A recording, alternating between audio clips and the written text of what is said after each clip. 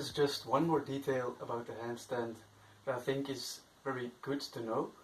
I'll show you. That is, you have to make, in Dutch we call it voomspanning, so you have to engage all the muscles around your body to make it easier for you to stay in balance. And a good way to do this is by, I hope you can see them, is putting your toes like this, so not like this, but like this, and then you're tightening these muscles. You can also straighten your legs, you're tightening these muscles. And like I already said, you have to engage your abdominal muscles and your back, so like this. So yeah, get your legs straight. Then I think what might also be helpful is improving your strength and your flexibility in this area. Because in the handstand, like I said, you want to have your pelvis tilted like this. And so you can improve this in 4 ways.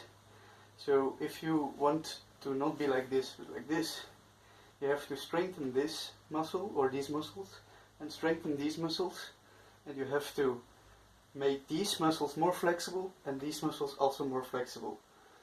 So I'll show you a few ways that you can make these more flexible and these stronger. So in order to make the back of your legs stronger, you can do this exercise. So you've got lie on the floor, put your body in this position and then lift up and down.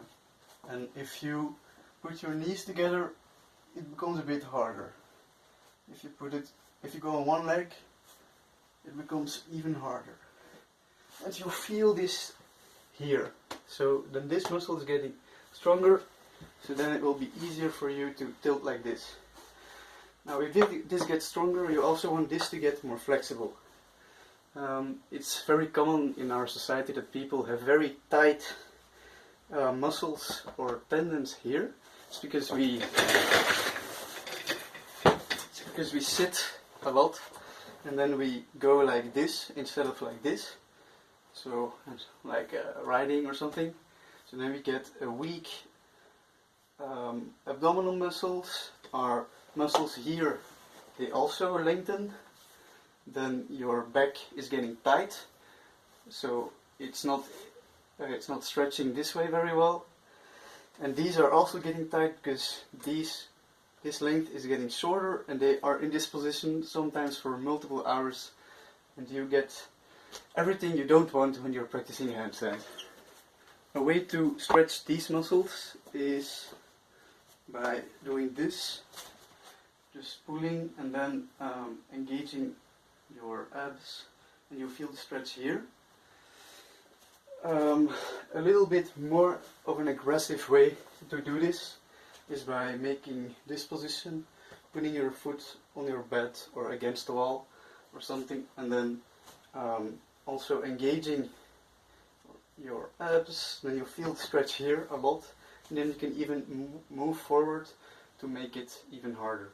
You can play with it a little bit, and then you will feel the stretch changing from here to like this point.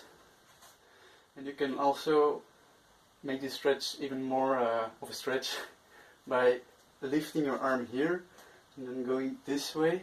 So then you feel this whole side stretching like this. So of course you do it on both ways. So now I showed you how to strengthen this and get this more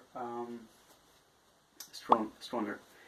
Then there are many ways to get your abdominals stronger. I will not show them in this video, but I will not show them extensively. But for example, you can do something like this, or you can do setups.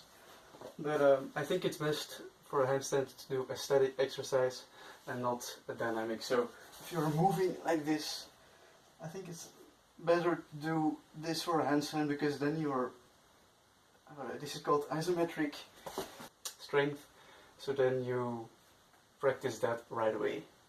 And then a good way to get your back more flexible is just by sitting in this position, and you can move around a bit. Depending on the state of your body, this might already feel very challenging. You can really try to go like this and move around a bit like this. Another way to do this, to stretch this part, is by doing this stretch. So you go, you have your straight legs and you go towards your feet as far as you can. You can grab your knees, your legs or your feet, and then you can pull.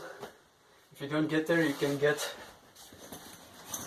something else to pull like this, and really try to engage your abs so you are pulling yourself to the front. Those are good ways to get this area in a better state for handstand practice. There are two more details that I want to mention to improve handstand. So the first one is your hands. So when you are standing on your hands, ideally you're leaning on this part of your hand. And the reason why I do this is because if you are tilting to the front or to the back, if you're going to the front, then you can engage your fingers like this. So then you are more leaning on this part, and then you don't fall that way. And like the other way around, it's similar. So if you're falling backwards, then you can push more on the back of your hand like this. So it's this part, and then you don't fall that way. So try to, when you stand on your hands, lean on this part if you are in balance. And the second thing is, the surface on which you practice a handstand is ideally a hard surface, like a floor. So it's easier to keep your balance. If you do it on something like a yoga mat, the floor is less responsive to your movements or micro adjustments. So, and that makes it harder actually. So try to get a floor. If your wrists are not strong enough, or like they hurt in this position, then you can practice on powlets, or so. I don't have them at home, but something like this. So then you are not in this position, but like this. And then for the micro adjustments, you are not anymore like pressing, but you are moving your wrists around like this and exerting force so that you don't fall in that way.